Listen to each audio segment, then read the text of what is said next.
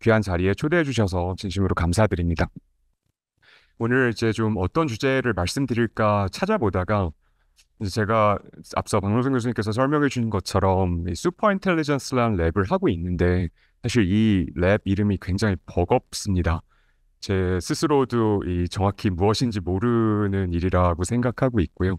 이제 헤드께서 랩 이름을 주신 거여서 이 이름으로 랩을 운영하고 있지만 사실 이제 저도 많은 피드백을 받아서 저게 과연 무엇인가 이런 것들을 좀 생각해 볼 수 있는 자리였으면 좋겠고요. 그래서 약간 미래에 대한 청사진은 별로 없고 그냥 조금 해왔던 푸스텝들에 대해서 살짝 말씀드리고 가겠습니다. 시작을 어떤 것으로 할까 조금 고민을 했는데요. 이 작품을 하나 가지고 왔습니다. 2017년 작품이고요. 제이크 엘베스라는 사람의 Closed Loop이라는 작품인데 두 가지 모델이 붙어 있습니다. 하나는 캡셔닝하는 모델이고 하나는 이제 당시에 나왔던 겐 베이스의 제너레이션하는 모델인데요. 이것들을 어떤 서로 이 주고받는 형태, 대화를 주고받는 형태로 만들고 한 사람은 텍스트를, 한 사람은 아니, 한쪽은 이미지를, 한쪽은 텍스트를 상당히 추상적인 이미지를 제너레이션 하면서도 그거를 해석하려는 그런 모습들을 담아서 이제 작품으로 만들었던 것이 좀 인상적이었던 것 같습니다. 좀 오래됐지만 이제 어떤 생성 모델의 과거를 회상할 수 있는 하나의 작품인 것 같고요. 이제 2022년에 챗GPT를 처음 맞닥뜨렸는데 이 챗GPT에 대해서 이런 평가를 본 적이 있습니다. 이 약간 뉴요커의 테드 창이 했던 이야기인데 어떤 웹에 대한 흐릿한 이미지, JPEG 이미지 같은 압축 이미지를 보는 것 같다. 이 말이 당시에 저한테 굉장히 와닿았었던 것 같아요. 압축되어 있기 때문에 조금 손실이 있을 수도 있고, 하지만 굉장히 직관적으로 대답할 수 있고, 앞으로는 어떻게 나아갈 것인가. 그래서 참 이 시간부터 뭐 제너럴 인텔리전스라는 단어가 대두된 것 같은데, 여전히 뭐 제너럴 인텔리전스에 대한 정의도 아주 명확하지는 않은 것 같습니다. 이제 올해 약간 있었던 GTC에서의 키노트 톡이고요. 이렇게 발전한다고 이제 CEO께서 말씀을 하셨던 것 같습니다. 기존의 퍼셉션 레벨에 있다가 이제 점점 것들을 생성하게 되고 에이전틱 AI가 돼서 행동하게 되고 이제 피지컬 액션까지 올 거다. 그래서 이게 거의 지금 모든 사람들이 업계에서 공감하는 어떤 개발 방향인 것 같고요. 하지만 또 동시에 이 회사에서 보면 올해 2025년에 에이전트란 텀이 이제 거의 난무할 만큼 많은 곳에 들어가는데 그게 또 작년도와 어떤 큰 차이가 있는가, 모델을 그냥 에이전트로 치환한 것과 어떤 차이가 있는지 본질적으로 규정하기는 여전히 어려운 것 같습니다. 그래서 이 슈퍼 인텔리전스라는 이 텀을 가지고 왔습니다. 저희가 이제 카이스트와도 같은 이 공동 정보 과제를 하나 하게 됐는데 그쪽에서도 어떻게 보면 차세대, 생성형의 어떤 차세대들을 탐구하게 되고 그거를 슈퍼 인텔리전스, 초지능이라고 규정할 수 있을지 없을지는 미지수지만 그 방향으로 한 걸음을 내딛는 일들을 하고 있고 계획했고 이제 앞으로 해나가갈 거여서 그런 것들을 이제 본론에서 조금 소개드릴 예정입니다. 그래서 약간 초지능에 대한 이런 이 책들이 전에 있었다고 들었습니다. 그래서 뭔가 이 사람의 성능을 뛰어넘는 순간이 오고 그때부터 이 AI가 약간 사람의 단순한 성능을 넘는 걸 떠나서 뭔가 인텔리전스의 큰 증폭이 생기고 또 최종적으로는 이 많은 기회와 위기들이 생길 거고 또 인류의 마지막 어떤 개발일 수도 있다. 그런 내용을 담고 있다고 합니다. 최근에 샘이 이제 어떤 특이점에 대해 이야기했던 것과 조금 유사한 맥락이 있는 것 같고요.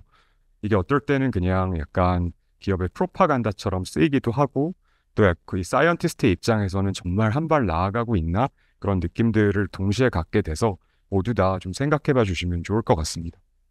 그래서 오늘 보여드릴 내용은 대부분 다 약간 저의 소견이라고 봐주시면 좋고요.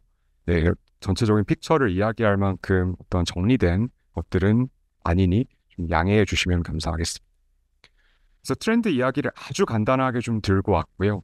슬라이드에 있는 것보다 제가 약간 살을 붙여서 말씀드려 볼 생각이고, 그 트렌드에서 이제 마켓과 리서치와 또 현재 적어도 제가 좀 보고 있는 리서치 필드에 대한 로드맵을 한번 소개드리는 게 일단 이 첫 챕터에서의 좀 목적이고요. 두 번째 챕터에서는 저희가 이제 피지컬 AI라는 방향으로 이 대학들 국내에서 카이스트랑 이 서울대랑 또 디지스트 유니스트 다 4개의 컨소시엄을 맺어서 저희가 콜라보를 하게 됐는데 거기서의 저희가 좀 태핑하게 되는 방향들 3가지 축에 대해서 아주 간략히 소개를 드리고 그리고 이 한 발 한 발 어떤 스텝들을 좀 디디고 있나 그 중에서 좀 제가 관심 있게 보는 것들은 무엇인가 약간 말씀을 드리고 맞춰볼까 합니다. 언제든지 질문 있으시면 편하게 주시면 감사하겠습니다. 네. 일단 마켓에 대해 이야기를 조금 해보겠습니다. 네, 마켓에 가기 전에 모두 다 아시는 이 제너레이티브 모델링을 잠깐 갖고 왔는데요. 이제 유한계의 어떤 이미지를 모아서 저희가 이 스페이스, 어떤 공간을 학습하거나 아니면 디스트리뷰션, 일종의 분포를 학습하게 됩니다. 둘 다 조금 함의점이 있고 둘을 이제 되게 아이소모픽하게 볼 수도 있고 또 철저하게 수학의 데피니션에 들어가면 뭐를 모델링하느냐에 따라서 공간을 모델링하는 것과 디스트리뷰션을 모델링하는 게 약간 다를 수도 있습니다. 근데 가장 큰 파워는 결국 어떤 새로운 것들을 제너레이트 할 수 있다라는 게 파워가 될 것 같고요. 공간을 잘 디자인하면 저 새롭게 만들어지는 것들이 굉장히 유의미해지고 공간을 좀 잘못 디자인하게 되면 뭐 만들어진 것들이 쓸모없거나 기존에 이미 봤던 것과 똑같거나 그런 형태가 되게 됩니다. 이제 이런 것들을 산업에서 좀 적용해 보면 물론 학술적인 연구, 좀 오래된 연구를 가져오긴 했습니다만 어떤 저희가 지금 갖고 있는 데이터는 의학의 분자들인데요. 주로 약에 쓰이는 어떤 QM9이라는 분자들이고 어떤 덴시티를 학습한다라는 게 결국은 저희가 스트럭처에 대한 데피니션을 해야 되는데 이 경우에는 어떤 synthesizable한 합성 가능한 패스가 있는 경우만 저희가 대상으로 했고요. 그렇기 때문에 저희가 얻게 되는 스페이스나 어떤 디스트리뷰션도 정말 합성이 가능한 경로가 있느냐 없느냐에 따라서 확률값이 주어지는 그런 모델을 학습하게 됩니다. 학습을 하게 되면 결국은 많이 생성해 볼 수 있고 또 이제 모델들을 더 붙여서 이 모델 생성된 분자가 어떤 물성을 가지느냐 이런 모델들도 만들 수 있게 되는데요. 이 2가지 모델들을 붙여보면 사실 이제 어떤 랩 레벨에서도 이게 정말 유용한가 아닌가를 미리 조금 시뮬레이션 해보고 정말 좀 가능성이 있는 것들을 이제 정말 팹에 넘겨서 생성해보는 그런 일들을 하게 됩니다. 저희 연구원도 이런 것들을 하는 이 MI, Material Intelligence라는 랩이 있는데 기존에는 계속 모델을 만들어서 실험만 해보다가 이제 한 3, 4년 차에 접어들어서 정말 좀 뭐 차세대 배터리, 어떤 뭐 양극재, 망간이 많이 들어간 배터리 이런 것들에서 유망한 물질들을 드디어 합성해보는 시점에 도달했고요. 이제 뭐 배터리라든가 아니면 또 작게는 화장품 이런 것에 들어가는 물질들을 만들어내는 것들을 보고 있어서 이 과정이 좀 길고 지난하다는 생각도 들었는데 정말 실현 가능하구나라는 것들을 느끼게 됩니다. 마켓 트렌드는 굉장히 여러 가지로 설명할 수 있을 것 같은데요.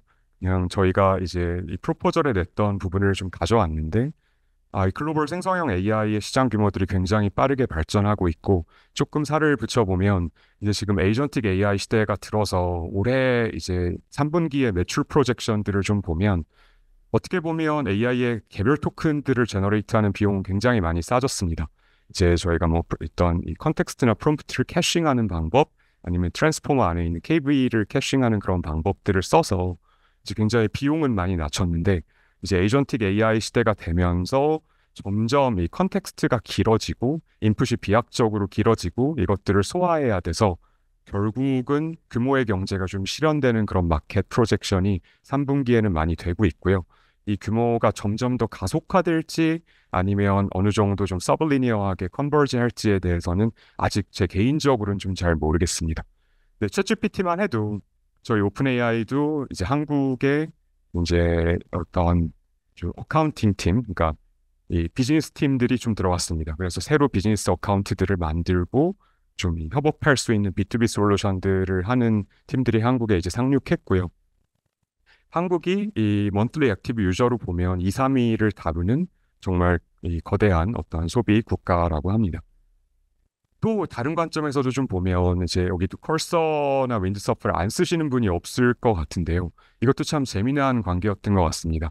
챗GPT만 해도 유저를 뭐 한 3개월 만에 역대급의 유저들을 모아서 좀 굉장히 역사의 기록을 남겼는데 컬서 같은 경우는 속도가 더 빨랐고 또 한동안은 이런 약간 코딩하는 툴들을 통해서 이 파운데이션 모델을 가진 쪽보다 결국은 유저 데이터를 받고 유저 피드백을 받는 곳, 실제 액션을 취하는 곳이 더 빠르게 성장할 수도 있겠다. 그런 모습도 또 보여줬다가 또 그런 7, 8월의 보고를 보면 다시 약간 이 파운데이션 모델을 만드는 쪽에서 강세를 보이고 코드 툴들도 좀 더 내놓는 그런 형태를 보는 것 같습니다.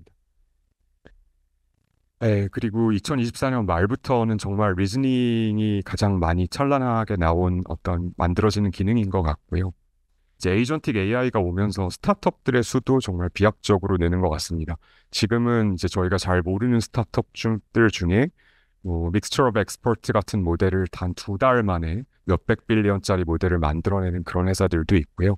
또 거꾸로는 아주 특별한 포맷의 무슨 명세표나 이런 거 하나만을 뭐 거의 100%의 퀄리티로 빠르게 제너레이션하는 그런 스타트업들도 굉장히 많습니다. 리서치도 이제 지난 시간 제가 해왔던 것들을 좀 생각해 보면 뭐 언더스탠딩과 제너레이션 하다가 이제 RAG를 좀 오래 했고 멀티모달은 조금 맛봤고 그동안 이제 좀 새로운 LLM의 펑션, 플래닝, 이밸류에이션, 조금 미크한 리즈닝들을 좀 봤었고요. 작년 말부터 서치가 드디어 결합돼서 우리가 테스트 타임에 할 수 있는 일들이 비약적으로 늘었고 어떻게 보면 ML에서 가장 성공적이었던 AI에서 가장 성공적이었던 두 개, 서치와 러닝 두 가지가 이제 결합되는 형태의 문제들을 저희가 맛보고 있는 것 같습니다. 이제 이런 것들을 위한 어떤 디스트리뷰티드 아키텍처나 어떤 뭔가 약간 아키텍처럴 캐시 레벨의 서포트 이런 것들이 생기면 또 어떤 시대가 도래할지 굉장히 궁금한 것 같고요. 개인적인 어떤 연구 영역은 좀 파이낸스나 이코노미, 포잘리티 이런 쪽으로 좀 넘어가는 부분도 있습니다. 그래서 저도 지난 한 2019년 때 처음으로 버트랑 T5를 프리트레이닝 했던 시절부터 돌아보면 한 4, 5년 정도는 프리트레이닝부터 이제 모델을 굽는 수준까지 했던 것 같고요. 지금은 이제 또 조금 초점이 옮겨가는 것 같습니다. 그래서 이제 어떻게 좀 정리를 하면 여기 계신 분들께 도움이 될까 고민을 좀 해봤는데요. 테크니컬 로드맵을 제가 생각하는 어떤 범주 내에서 좀 정리를 해봤습니다. 가장 먼저 생성형 AI를 저희 접목했던 건 Information Seeking Problem이라고 봤고요. 이제 그쪽에 AI 에이전트들이 많이 만들어지고 있고 또 다른 한 축은 태스크 컴플리션이고 이것들이 결국은 버추얼 인바이런먼트나 피지컬 인바이런먼트들하고 결합하는 형태가 될 것 같습니다. 개인적으로 굉장히 관심 있게 보는 건 디시전 메이킹 프로블럼인데요. 어떻게 디시전 메이킹 프로블럼을 약간 제너레이션의 관점에서 풀 수 있을 것인가 이런 걸 좀 중요한 문제로 보고 있고 이제 저희 연구 업계 전체에서는 사이언티픽 AI에 대한 어떤 관심이 굉장히 많은 것 같습니다.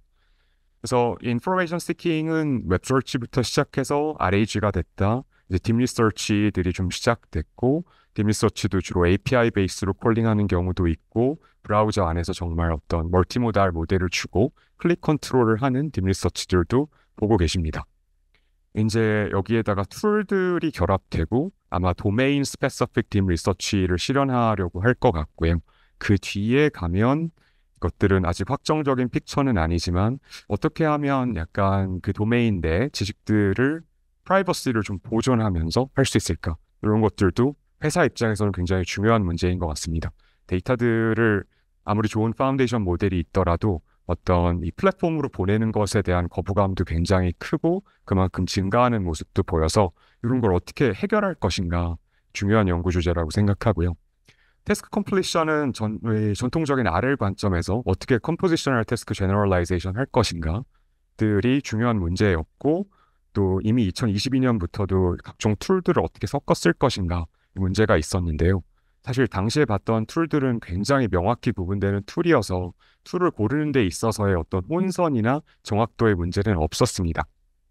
그리고 이제 펑션 콜링이라고 조금 구분해서 놨던 것들은 이제 작년에 샘 알트만과 오픈 AI 팀이 한 번 비공식적인 한국에서의 행사를 한 번 가졌었는데 이제 당시에 샘 알트만의 GPT-4를 만들던 회고록에서 제일 어려웠던 게 입력과 출력을 제이슨 포맷으로 정확히 받게 만드는 게 제일 어려웠다라는 회고가 있고 실제로 다른 모델들을 써보시면 이 제이슨 포맷으로 아웃풋하는 게 생각보다 되게 어렵습니다.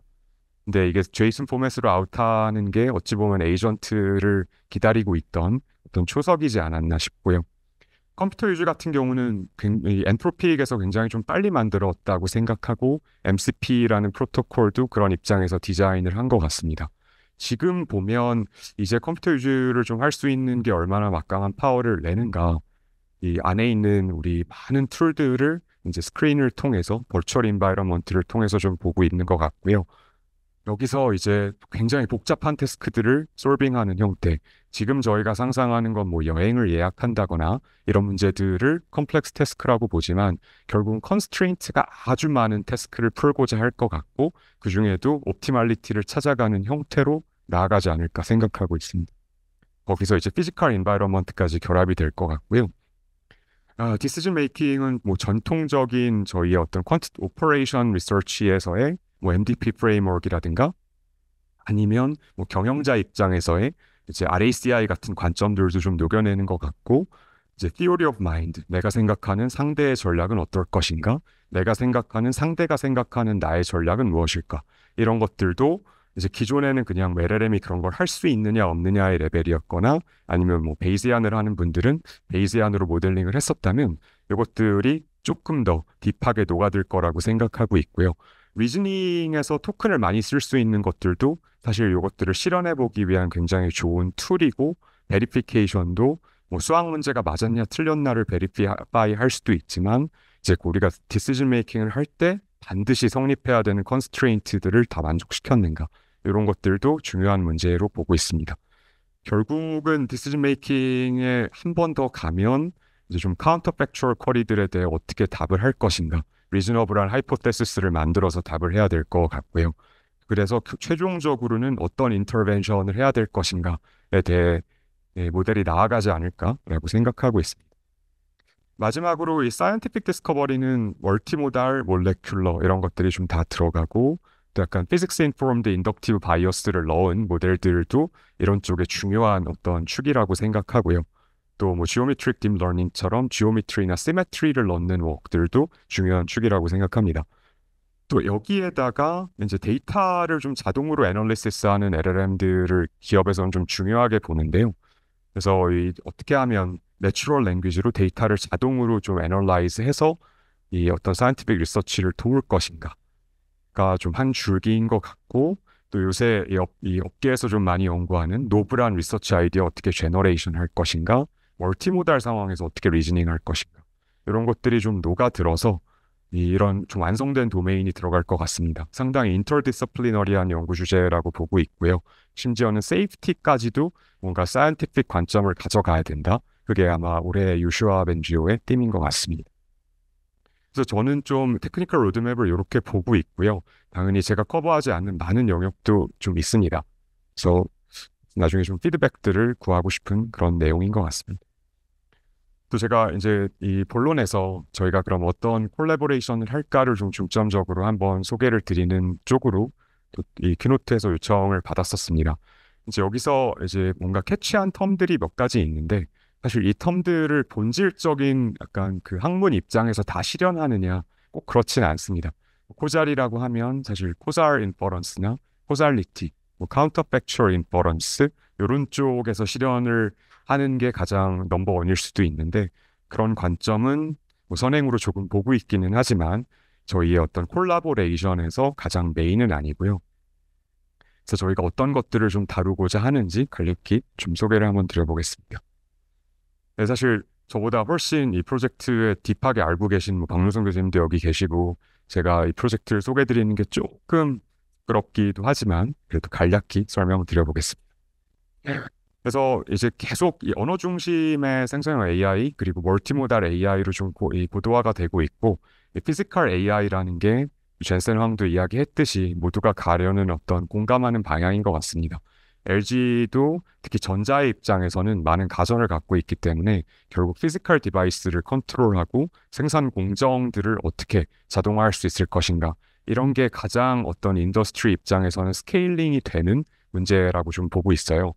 그래서 사실 회사에 가서 좀 경험을 해보면 이게 어떤 연구자로서 문제를 맞닥뜨렸을 때, 그다음에 B2C 대고객 서비스를 할 때, 그다음에 약간 정말 일단 B2B를 하거나 생산 공정에서 서비스를 할 때가 굉장히 좀 어떤 의미에서는 오버랩이 없다고도 느껴질 만큼 다른 영역이다라는 걸 좀 보고 있고요. 파운데이션 모델은 결국은 제너럴라이제이션도 되고 트랜스퍼도 일어나는 모델을 만들어야 되기 때문에 어떤 뭐를 타겟으로 할 것인가가 참 늘 고민스러운 문제인 것 같습니다. 저희는 인재가 많이 나가고 있는 나라라고 조사가 되었다고 합니다. 특히 카이스트 인재들이 많이 유출된다라는 이야기를 정성 원장님께도 들었던 것 같고요. 네. 그래서 약간 2027년까지 지금 신정부가 AI 3대 강국 도약 공약이 있는데 이런 것들을 좀 맞춰서 선제적으로 가보자라는 그런 목표가 있습니다. 저희도 지난 4년간 모델을 만들었고요. 엑사원 1.0, 2.0 때는 사실 굉장히 고군분투했고 모델의 성능이 이제 빅텍 모델 대비 좀 나오지 않아서 계열사 자체 내 서비스를 하기도 좀 많이 힘들기도 했었습니다. 그래서 파운데이션 모델이지만 굉장히 특별한 애플리케이션들을 하나씩 잡아서 많이 좀 계열사들의 도움을 줬었고요. 이제 3.0 때부터 그래도 좀 이 본격적으로 경쟁할 수 있는 모델, 네, 또 사이즈 대비 충분한 성능들이 나오는 모델들을 만들었고, 이제 올해 추론 강화 모델, 그리고 최근에 하이브리드 모델까지 좀 만들게 됐습니다. 이런 것들을 꼭 소개해달라고 회사가 부탁을 하시더라고요. 그래서 노터블 AI에서 등재가 됐고, 저희가 만드는 파운데이션 모델이 어떤 이 LLM 입장 또는 추론 강화 입장뿐만 아니라 이런 이제 저희가 병리나 바이오 메디칼도 굉장히 중요한 어떤 애플리케이션으로 보고 있어서 이제 홀 슬라이드 이미지 안에서 뭐 캔서 셀 같은 것들을 탐지하는 이 파운데이션 모델도 어떤 의미에서는 완전히 아키텍처 레벨에서 좀 새롭게 만들고 경쟁력 있는 성능을 보이고 있습니다. 그래서 이런 모델은 엑사원 패드라고 하고 있고요. 홀 슬라이드 이미지 같은 경우는 보통 한 5만 바이 5만 정도 픽셀이 되기 때문에 저희가 이것들을 패치 레벨로 나눠서 모델에 다 태우는 게 그렇게 간단한 일이 좀 아니긴 합니다. 저희도 뭐 지난 한 4, 5년간의 어떤 이 성장을 좀 보면 풀타임 멤버들의 수도 좀 계속 늘어서 한 300명 정도까지 늘었고요. 초반에는 사이언티스트들을 좀 많이 하이어링했고 이제 점점 서비스 경쟁이 본격화됨에 따라서 엔지니어링에 대한 수요도 많이 는 것 같습니다. 좀 기회가 될 때마다 논문 작업들도 하고 또 이 회사 입장에서는 여전히 특허들도 좀 중요해서 그렇게 좀 보고 있고요. 저희도 이제 이 프로그램을 통해서 같이 컨소에 참여하시는 교수님들께 좀 도움을 받아서 저희 이제 사내 사람들을 재교육시키거나 추가 교육하는 사내 대학원 프로그램도 계속 좀 더 발전시키고 있습니다. 그래서 저희가 왜 콜라보를 하게 됐는가 이런 것들을 좀 생각해 보면 이제 좀 판에 박힌 이야기일 수도 있는데 약간 교육기관의 입장에서는 현장의 문제와 정말 실제적인 데이터들을 액세스하는 게 조금 어려울 수 있고 초고대 모델들을 돌려볼 수 있는 학습 차원 그리고 어떤 연구 성과가 이제 그냥 논문으로 나오느냐 여기서 더 큰 임팩트를 한번 경험해 보느냐 것들이 항상 이 고민의 요소라고 생각이 되고요. 이제 회사 입장에서는 사실 신규 채용을 한 후에 뭔가 문제 투입하기 위해 재교육하는 것들이 또 약간의 시간들과 약간 턴어라운드 타임이 필요하고 사실 저희도 최신 연구 결과를 다 팔로우업 해볼 수가 없을 만큼 지금 업계에서 나오는 연구가 많아서 약간 좀 중요한 연구들을 학교와 좀 결합해서 해볼 수 있는 것들 그래서 결국은 미래 기반을 조금 기술 검증하고 좀 프로미싱한 차세대 것들을 미리 좀 준비하는 것들이 이 과제에서 저희가 의기투합하게 된 이유인 것 같습니다. 그래서 버추얼 AI에서 피지컬 AI로 이것들을 하기 위해서 가장 중요한 3요소를 좀 꼽았고 제가 슈퍼 인텔리전스, 초지능이 무엇인지 말씀드릴 만한 어떤 대가의 식견은 전혀 없습니다만 저희가 하는 이 세 가지 축의 시도가 몇 가지 어떤 초석이 되리라는 믿음은 있습니다. 그래서 이제 한쪽에서는 어떻게 하면 좀 월드에 해당하는 모델이나 데이터들을 제너레이트 할 수 있을까? 물리학적인 어떤 그런 것들이 인덕티브 바이어스로 녹아있는 새로운 모델이라든가 아니면 이미지를 제너레이트 하더라도 정말 물리학적인 어떤 기법이나 어떤 유체 흐름 같은 것들을 정말 따르는 보통 저희가 이게 제너레이티된 이미지인지 아닌지 판단하기 위해서 그런 방법들을 쓰는데요. 이런 것들을 어떻게 이미지나 비디오에 녹여낼 것인가 그리고 또 텍스트에 녹아있는 사이언티픽 나울리지 어떻게 모델링 할 것인가 그래서 어떻게 월드를 모델할 것인가가 굉장히 중요한 연구 토픽인 것 같고, 실은 저는 개인적으로는 코잘 인퍼런스를 조금 연구를 하는데, 코잘리티 입장에서도 기존에는 어떤 이 코잘 디스커버리가 너무 어려웠기 때문에 코잘 인퍼런스를 한다는 세팅이 상당히 좀 뭔가 어떤 갇혀있는 어카데믹 세팅이거나 아니면 코비드-19 같은 엄청난 사건이 터져서 내추럴 인터벤션이 있었거나 이럴 때 저희가 좀 큰 연구들을 제대로 할 수 있었다면 지금은 이제 코잘 디스커버리를 하거나 뭔가 우리가 이 인터벤셔널 시뮬레이션 같은 것들도 LLM으로 디자인할 수 있지 않을까 그런 것들을 개인적으로는 좀 연구하고 있습니다.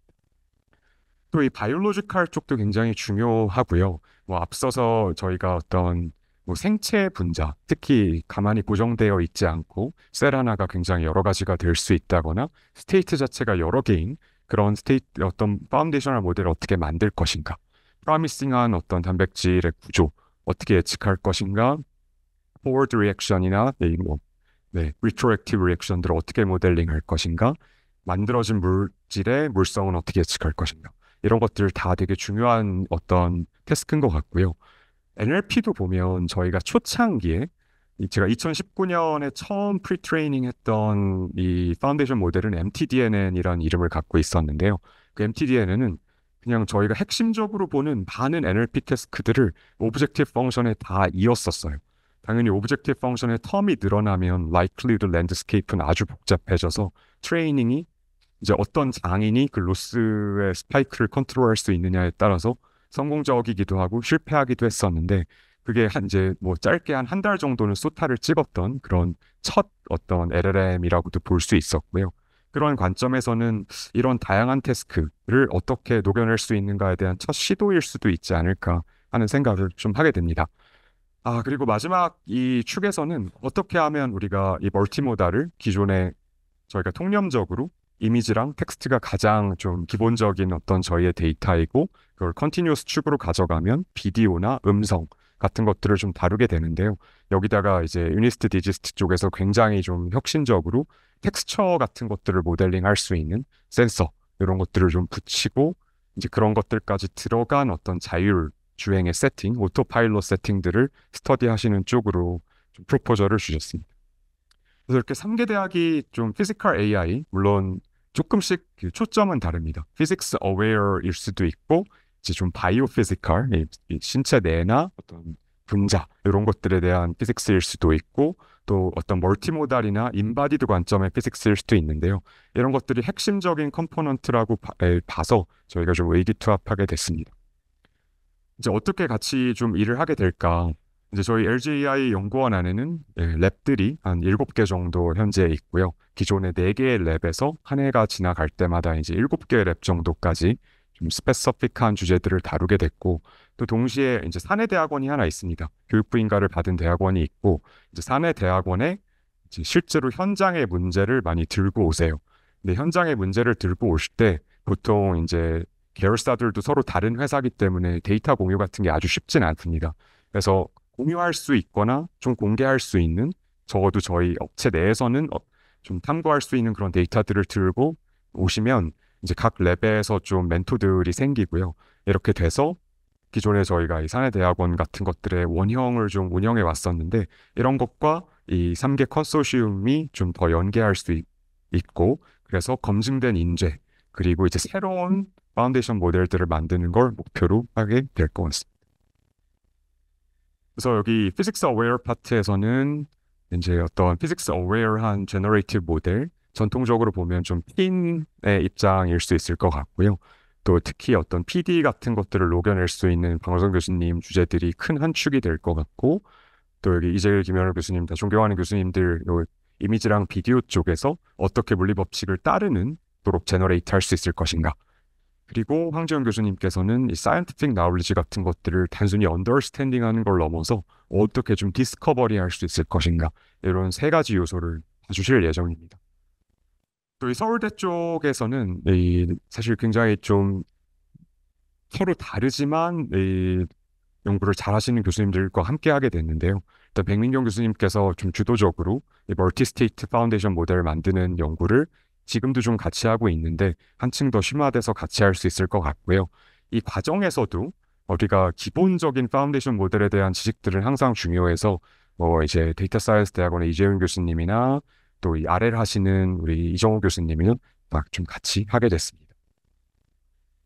그리고 최종적으로는 사실 이 디지스트 유니스트 쪽에서 멀티모달의 축이 확장되고 정말 좀 뭐 여기서 예시는 그래도 좀 어캐더믹 세팅에서 뭐 이 정말 뜨거운 그릇에 있는 라면 같은 것들을 어떻게 안전하게 옮길 것인가, 실용적이면서도 어떤 좀 분리해서 독립적으로 연구할 수 있는 이런 주제들을 예시로 보여주셨지만 결국은 이게 어떻게 실현되느냐가 제일 중요한 시대를 저희가 살고 있는 것 같습니다.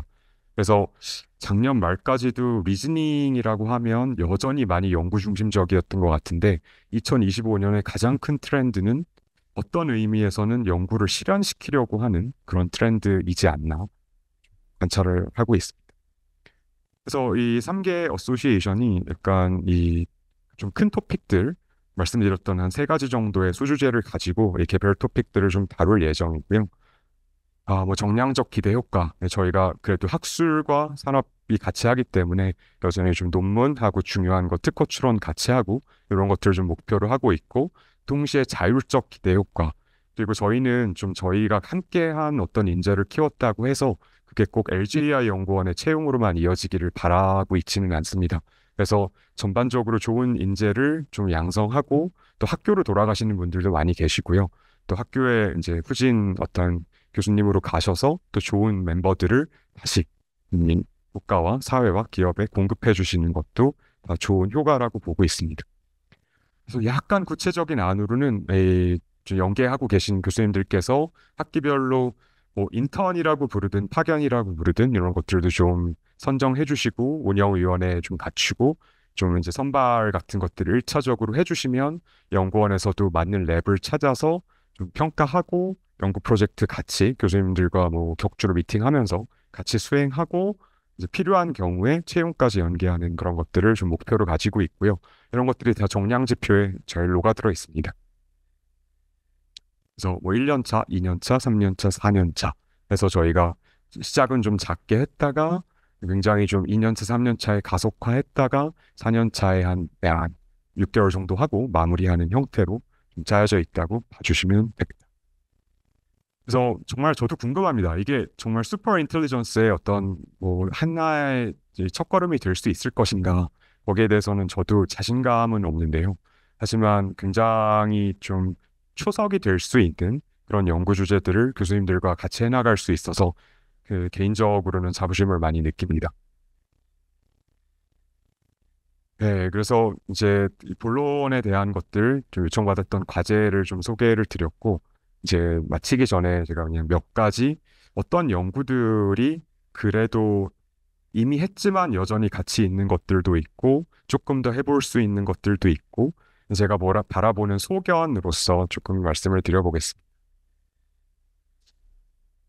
네, 제목을 약간 스틸 트랜스포머라고 잡아봤는데 여전히도 트랜스포머는 계속 대세장을 이루고 있습니다. 마켓 밸류가 왜 안 떨어지는가?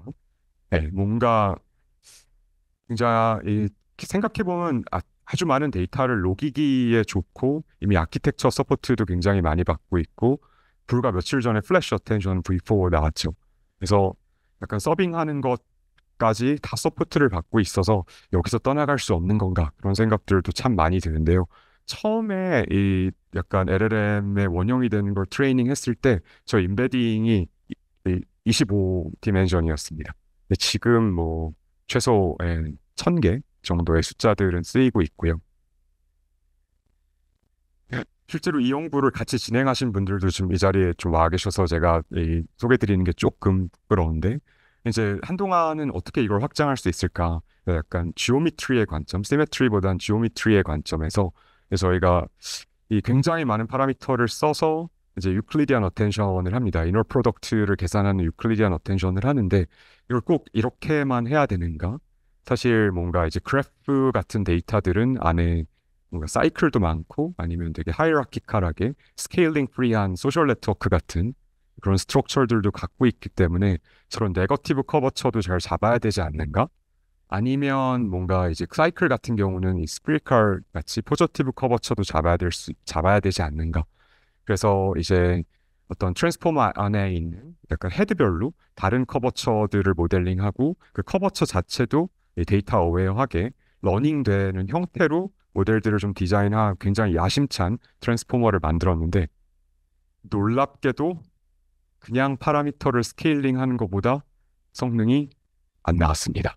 그래서 참 이런 게 어려운 것 같아요. 이렇게 야심찬 부분 뭐 증명도 많이 하고 그런 트랜스포머를 만들었지만 이걸 가지고 라지 데이터를 학습해 볼 기회를 잡기가 좀 쉽지 않더라고요. 네, 이걸 뭐 한 10트릴리언 토큰 정도 학습하면 뭔가 이머전스, 뭔가 창발적인 능력이 생길 수도 있는데 검증해 볼 수가 없는 게 참 슬펐습니다. 네. 그래서 새로운 아키텍처에 대한 탐구를 해야 되는데 그렇게 많이 탐구는 못하는 것 같습니다. 저희들 입장에서는 그래도 조금 재밌게 보고 있는 아키텍처가 아마 다들 재밌게 보고 계실 라다 같은 디스크리트 퓨전을 조금 보고 있고요. 이제 저희도 이 생성 모델 만들 때 인디코더 모델 만들 때까지는 이제 약간 매스킹 한 다음에 그 fill in the blank처럼 네, 그 매스킹 한 것들을 프리딕션 하는 일들을 해왔고 다만 지금은 전부 다 디코더 온리 모델, 이 넥스트 토큰 프리딕션 하는 모델이 그냥 대세가 돼버렸습니다. 이제 아무래도 파운데이션 모델을 많이 쓰는 게 러닝이나 튜닝 없이 바로 제로샷 어댑테이션 하는 것들을 중시하기 때문에 이 트레이닝 타임과 인퍼런스 타임이 정확히 동일한 모델이 갖고 있는 어댑테이션 능력을 결국은 인더스트리도 바잉하게 되는 것 같은데 이게 리즈닝이 되게 중요해지다 보고 그리고 약간 실시간 서비스보다 돈을 많이 쓰고 자원을 많이 쓰고 시간을 많이 써도 아주 정확한 결과를 사이언스 하는 분들은 원하시는 경우도 요새는 또 다시 늘고 있습니다. 그래서 리즈닝을 사실 정확하게 하려면 계속 넥스트 토큰을만 제너레이트해서 알 수 있을까? 아니면 뭔가 제너레이트한 것들을 되게 부분적으로 보고 고쳐야 되지는 않는가? 아니면 핵심어부터 제너레이트하고 다른 것들을 채워 넣어가도 되지 않는가? 그런 컨젝처들을 당연히 갖게 되는 것 같고요. 그러다 보니까 이런 디스크리트 퓨전은 유망한 모델이라고 생각을 했는데 이걸 가지고 조금 큰 데이터를 학습을 해봤더니 놀랍게도 이제 밑에 피규어 두 개는 저희 랩에서 실험한 걸 가져왔고요. 이게 이제 어텐션의 패턴을 그냥 그린 건데 어떻게 읽으면 되냐 하면 결국은 순차적으로 이제 왼쪽 아래에 있는 것들은 왼쪽부터 오른쪽으로 제너레이트 하거나 그렇지 않은 케이스는 오른쪽부터 왼쪽으로 제너레이트 하더라고요. 유일한 좀 재미난 점은 이게 헤드별로 결국 어텐션을 그린 거기 때문에 이제 헤드별로 요거 이제 이런 다른 제너레이션 패턴들이 섞일 수 있다라는 게 지금 저희가 아직 뭐 끝까지 탐구 못 해본 혹시 좀 창발적인 리즈닝 능력이 생길 것인가 말 것인가에 대한 핵심적인 포인트인 것 같고요. 저는 이게 굉장히 산발적으로 나타나기를 기대했는데 그렇지 않고 그냥 왼쪽부터 오른쪽까지 제너레이트 하거나 제일 오른쪽부터 네, 처음으로 제너레이트 하거나 두 가지가 이제 좀 압도적으로 많이 나타나는 게 개인적으로는 좀 아쉬웠습니다. 아직 연구를 더 많이 해봐야 될 것 같습니다. 이거는 약간 사운드가 있는데 이제 이건 제가 단순한 연구보다는 이 회사의 입장에서 하는 일을 좀 가져왔습니다.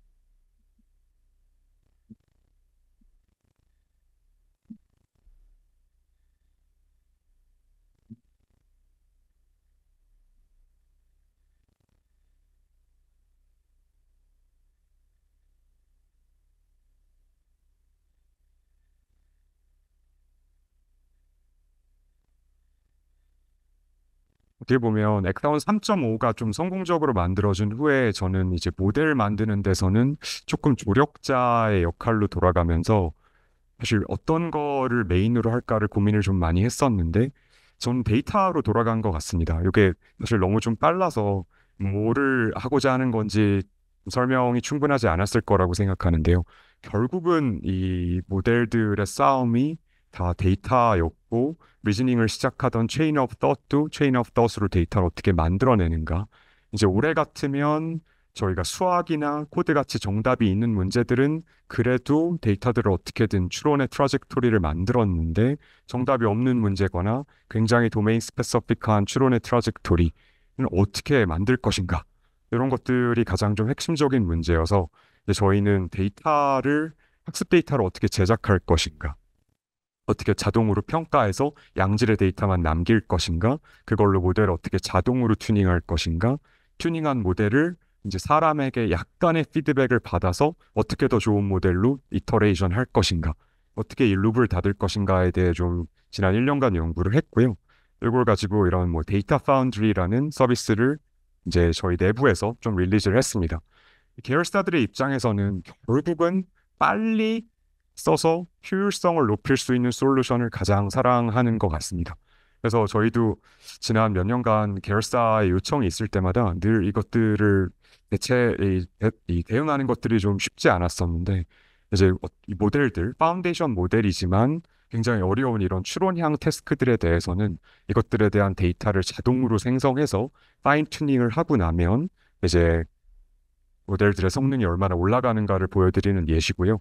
이거는 실제로 국민연금공단하고 같이 작업을 했었습니다. 정말 질문들이 어렵더라고요.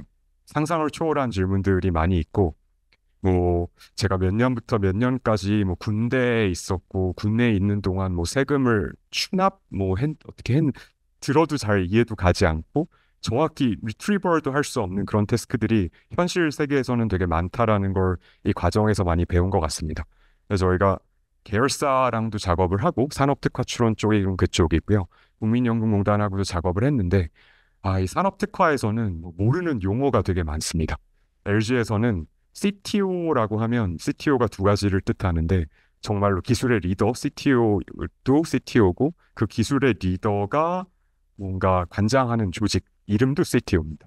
그래서 상당히 많은 앰비구어스한 텀들이 있고 에크로님들도 많게 되는데 그런 것들도 생각보다 추론에서는 굉장히 어려웠었습니다.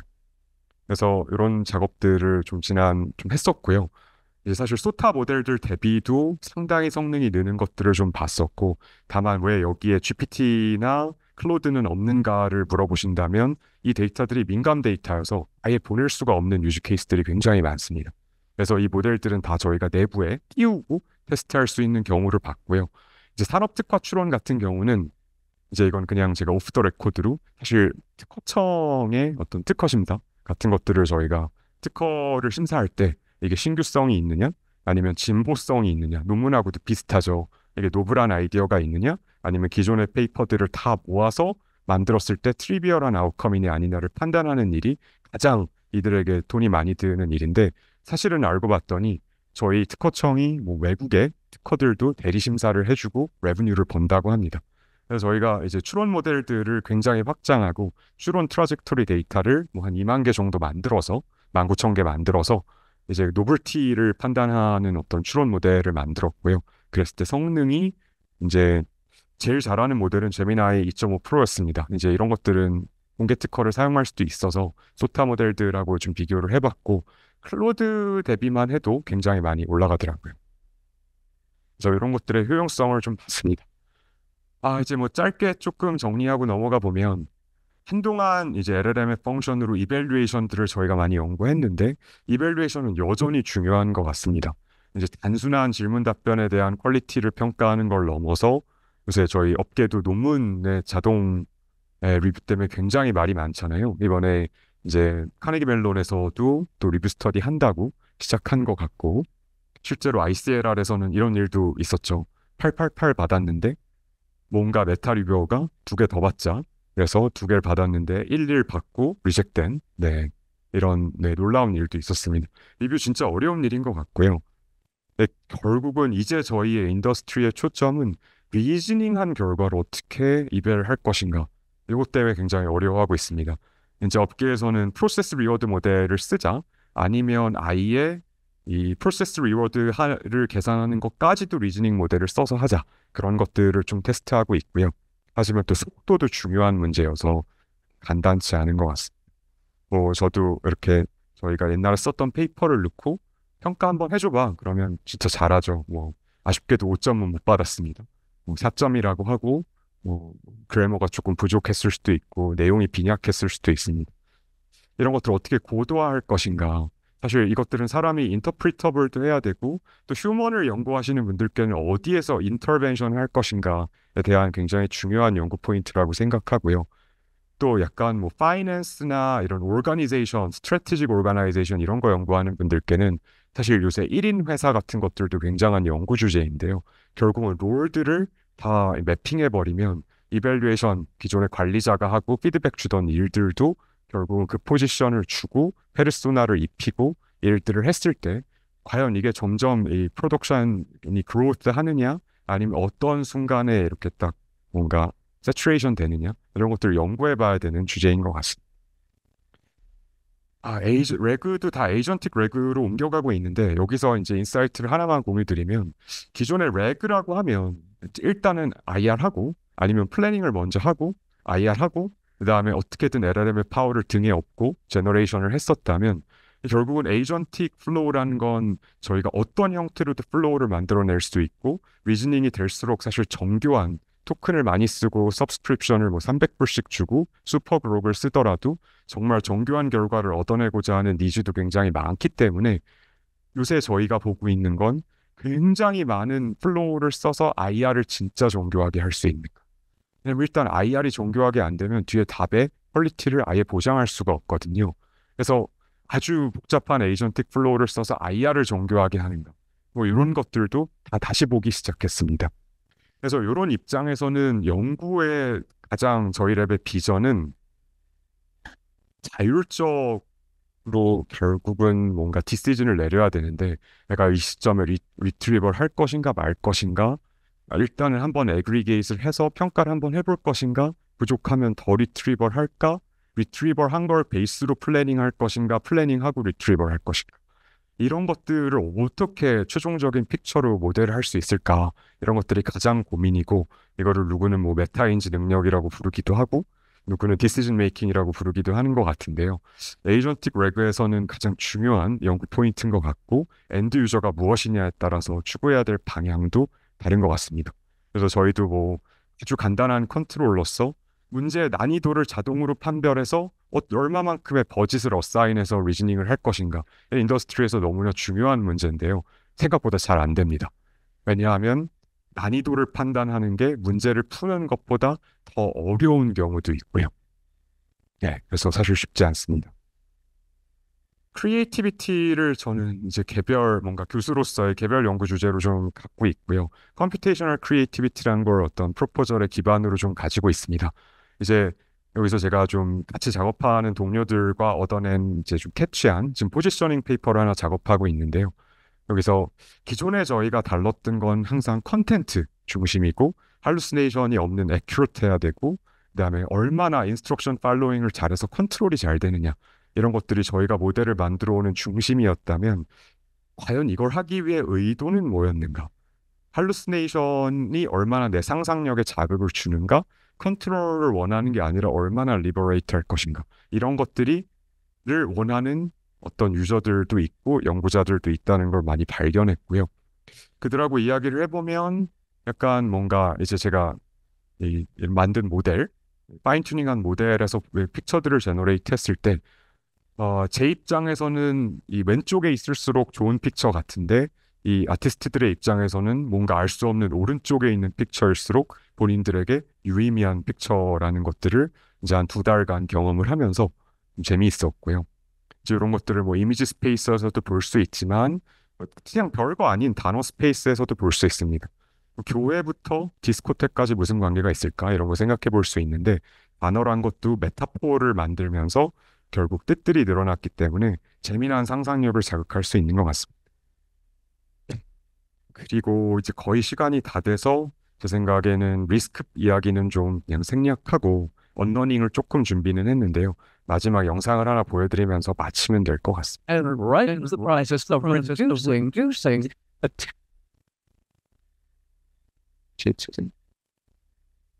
and right in the process of reducing a